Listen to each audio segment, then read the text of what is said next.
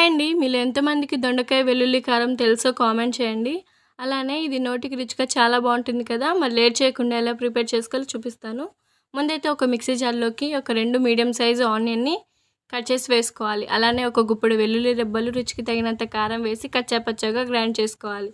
ఇది గ్రైండ్ చేసుకొని పక్కన పెట్టేసి నెక్స్ట్ ఇప్పుడు స్టవ్ ఆన్ చేసి ప్యాన్ పెట్టుకొని ఆయిల్ యాడ్ చేసుకొని దాంట్లోకి 1/2 kg వరకు పొడుగ్గా కట్ చేసి పెట్టుకున్న దొండకాయ ముక్కలను వేసి మంచిగా ఒక 2 మినిట్స్ పాటు ఫ్రై చేసుకున్న తర్వాత దాంట్లోకి 1/4 టీ స్పూన్ వరకు పసుపు, అలానే రుచికి తగినంత ఉప్పు వేసి దొండకాయ అనేది మంచిగా ఫ్రై అయ్యి ఆయిల్ పైకి తేలేంత వరకు ఫ్రై చేసుకొని ఇప్పుడు దాంట్లోకి మనం ముందుగా ప్రిపేర్ చేసి పెట్టుకున్న వెల్లుల్లి కారాన్ని వేసి ఒక 5 to 6 మినిట్స్ పాటు మీడియం ఫ్లేమ్లో పెట్టి మంచిగా మగ్గబెట్టేసుకోవాలి.